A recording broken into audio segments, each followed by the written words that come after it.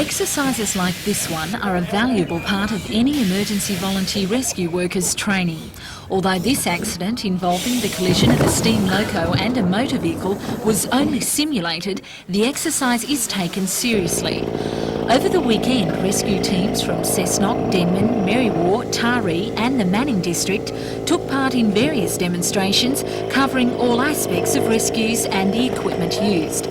This exercise involved the rescue of a trap-injured driver and a deceased passenger who was trapped under the 80-tonne loco.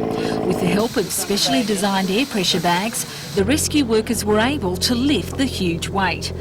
There are more than 4,000 volunteer workers scattered across the state.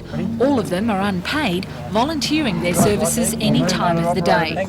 Although these squads work side by side with ambulance and police rescue units in emergency operations, the volunteers must rely on community support to foot the bill for the rescue equipment needed, as VRA's Director of Training, Ray Tyson, explains. In Cessnock, where we are today, a group there has been within the VRA now for about 2 years. Their assets at this moment would be in the vicinity of $250,000, which has been raised entirely within this area. And that's for rescue equipment alone? That's for rescue equipment, for motor vehicles and for buildings. And if we look at that, we can only be very proud of the people of this region for the terrific effort which they have displayed in raising this amount of money.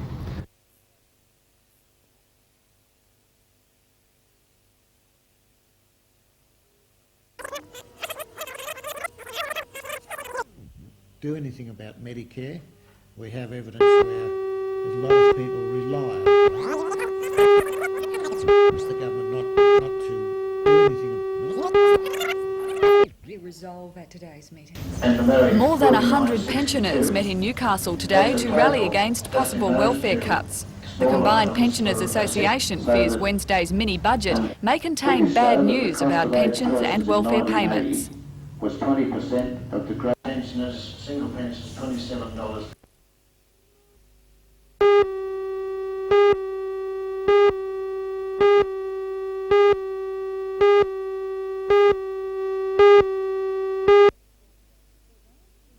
By the state government. Although it's been more than 6 decades since the board met in Newcastle, Chairman Sir James Balderstone stressed BHP's ongoing commitment to the region. Allowing actions to speak more than words, Sir James presented the Lord Mayor with the first of 2 cheques, each for $50,000. The first beneficiary was one of Newcastle's major bicentennial projects, the Regional Museum. The second cheque was handed over to Professor Annette Dobson for future studies under the BHP Monica Heart Health Education Project, now carrying out research into heart disease. As an historic keepsake, the city was also presented with a watercolour painting depicting Newcastle in the early 1800s. But outside, Bolton Point residents protested over a proposed mine ventilation shaft in local bushland, opening the way for longwall mining under residential areas. Upstairs, locals met with BHP representatives for talks. While an undertaking by the company was made to reconsider the proposed site of the shaft, no assurance was given on the future of longwall mining in that area. Well, how confident are you that the committee can stop this shaft up against a big giant like BHP? Well, I think if BHP has to remember that there are lots of little people around as well, and I think they should be listening to us, that what we're talking about is the possibility of longwall mining under a large residential area, potentially affecting several thousand houses, with slippage of the land of 400 to 600 millimetres, and that's a large amount of slippage, of subsidence.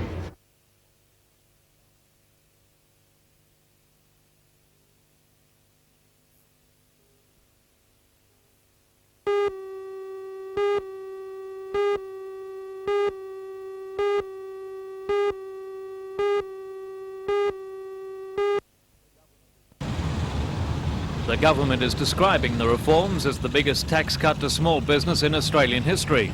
The legislation will end the double taxation of divided income.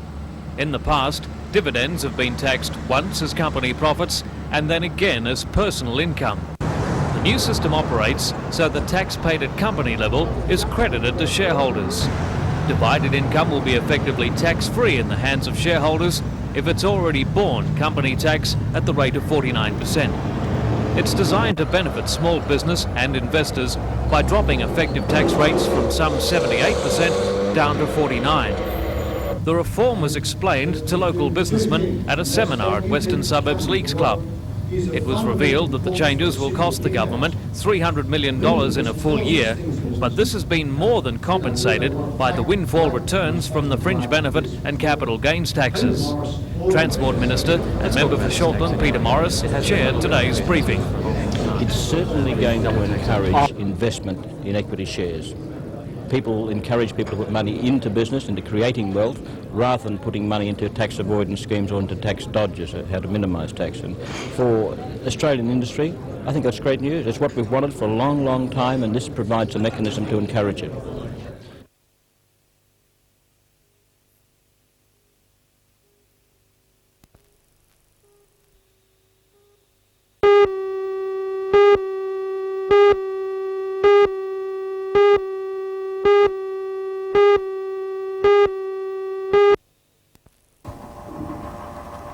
The sand is quarried, processed and sold from this 86-hectare site owned by Montoro Resources, a new resource company which was floated in December 1985. A small-scale washed sand plant had been operating here at the site near Summersby for many years, but over those years it had gradually run down.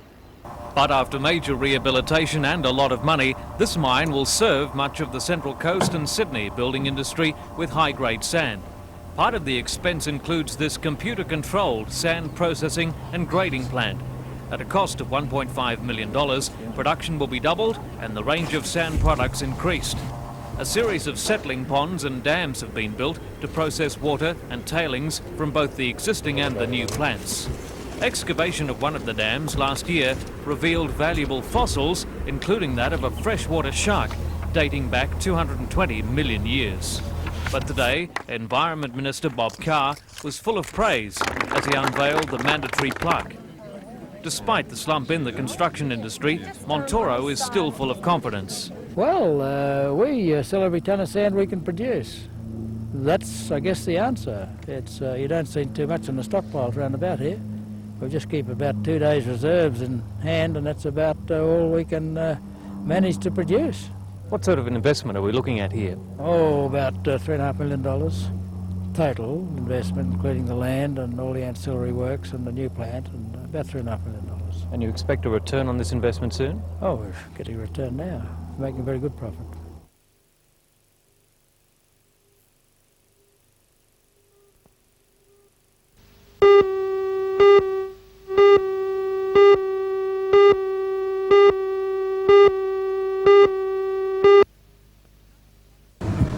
It's becoming one of the most popular pastimes for any family member, big or small.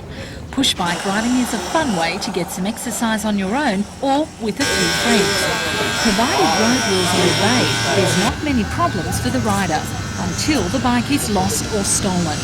If the serial number hasn't been recorded by the owner, the job of returning a missing bike can be a hard task for police. But with the help of the Hamilton Area Neighbourhood Watch Committee, more than 800 pushes can now be easily identified after having a vehicle licence number engraved onto the frame.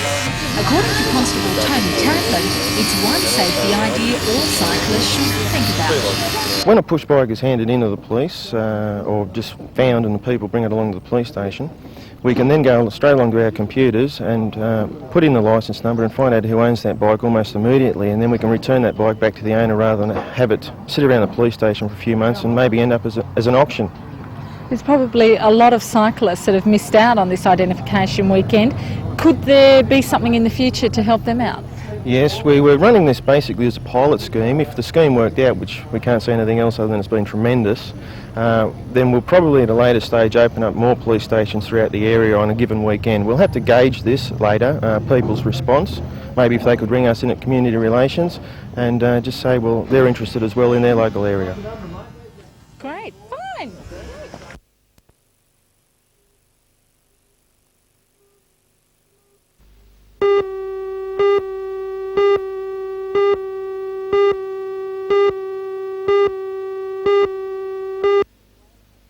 Russia's whaling activities have brought protests from conservation groups such as Greenpeace for years, but it took the country's own environmentalists to persuade the authorities to stop hunting the world's largest animal. Greenpeace has applauded the move, claiming it will increase pressure on other countries, including Japan, to halt their whaling operations. Meanwhile, in London, Siamese twin boys who were separated 3 weeks ago are learning to live apart.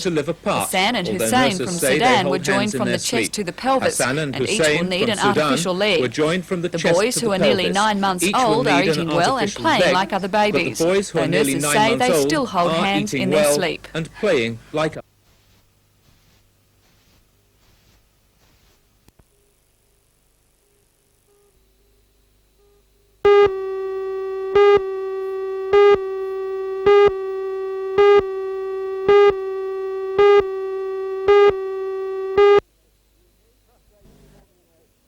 Crossroads is forming a unique Christian fellowship for the handicapped in Newcastle, and particularly this year we're looking after the new Richmond Report homes, and many of our Crossroaders come in each week from these homes. And with residents from the region's 18 community cottages established for the developmentally disabled, along with hundreds of other handicap supporters, the anniversary march to Newcastle City Mission got underway. According to its co-founder, Crossroads provides a link of communication between handicapped churchgoers from all the different Christian orders. Crossroads groups have spread across Australia, and it's hoped similar programs for the handicapped will soon be adopted in Canada. 26 years after it began in Newcastle, Hilton Hayes believes it's been a godsend for hundreds of Novocastrians. The mission is growing. We're having here now about sometimes 200 people at our meeting. Last year over the Crossroads branches in Brisbane and in New South Wales we took over 3,000 people on tours with Crossroads Christian Fellowship for Handicapped. So there's a definite need for there's a continuing need, and we ask church people to get involved, maybe to get off the pews at this time. All right, that's fine.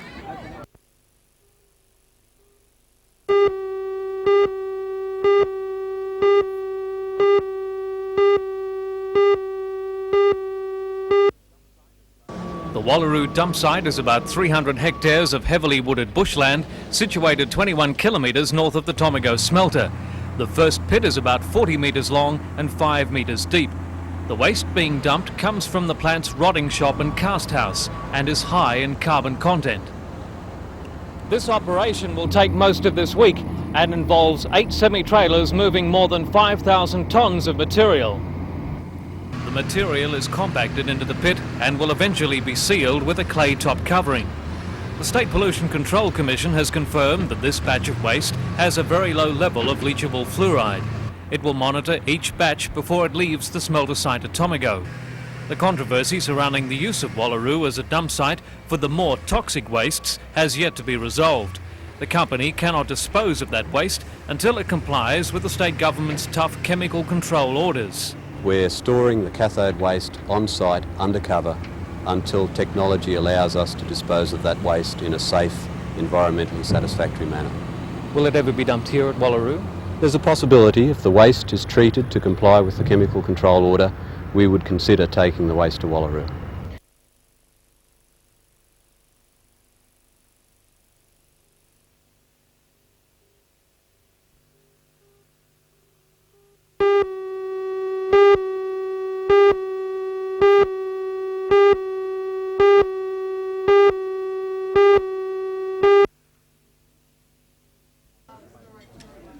It's the first time that the Australian Playmate of the Year has been decided by the millions of Playboy subscribers. Felicity Collins, a 24-year-old model from South Australia, was the reader's choice, and this is the style that wooed the voters.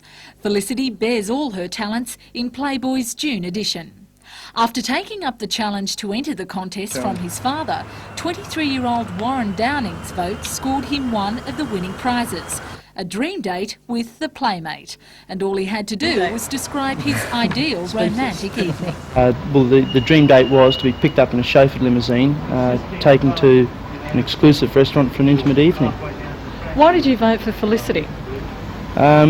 the eyes and the dark red hair. Friends have cast some doubts as to the real reason behind Warren's vote. Meanwhile, reactions from Mum and Dad have been mixed. Your new dream date? Well, Mum's already given me some advice. She said to behave myself, and Dad is yet to get back to me. He's away working at the moment, but he rang Mum and he's quite ecstatic about it. Warren sets off for his dream date next week, the envy of all his friends. And although admitting he's a little anxious about the big night, he says it's one he'll never forget. Probably a little bit nervous, a little bit apprehensive, but I'm sure the butterflies will go as the week goes on. Do you think you'll recognise her with her clothes on? Oh, I hope so.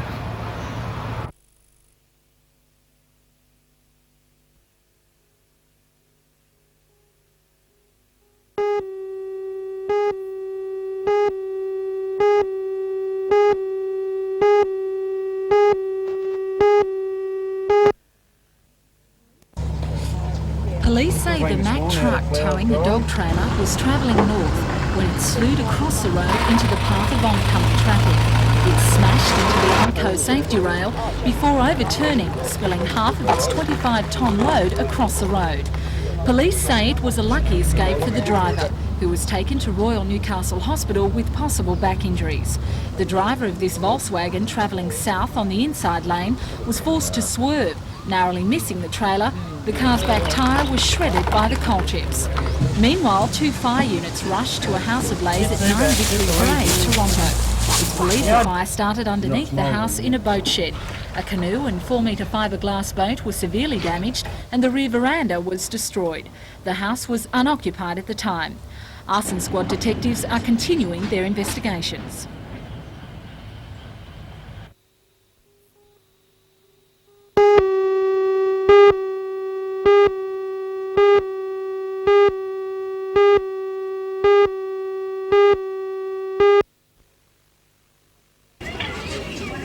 Soldiers from the 130th Signal Squadron at Fort Wallace set up the necessary technology to link Stockton to the School of the Air as a public relations exercise.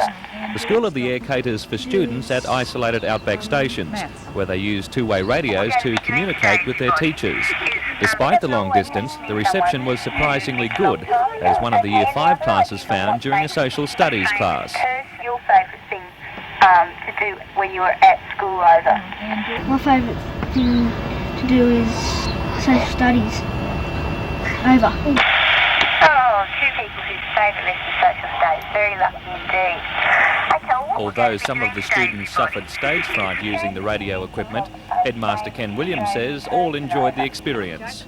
Well, I've just asked one class whether they would like to be educated by the School of the Air, and they thought it was a tremendous idea.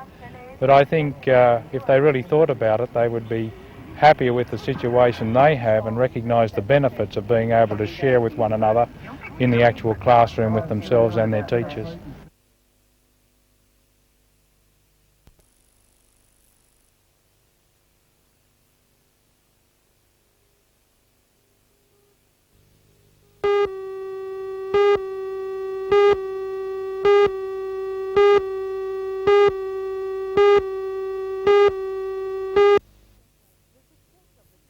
The success of the shockwave connection has clearly shown there is a need for venues that cater for the youth of today.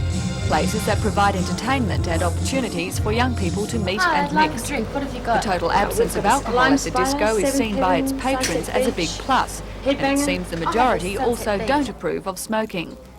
Following requests by many patrons, management conducted a poll over the last 2 weekends to gauge current attitudes to the smoking versus non-smoking issue.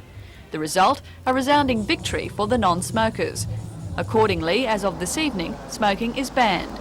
Management did look into the option of providing a smoking area, but found this to be unworkable.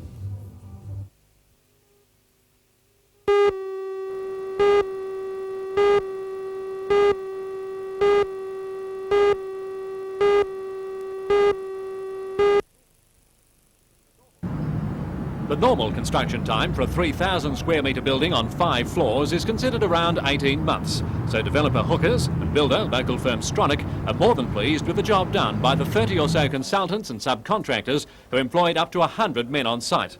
They are so pleased that today they threw a party And when word spread to the nearby legal fraternity, dotted in a multitude of offices round about, the gathering became even more hearty.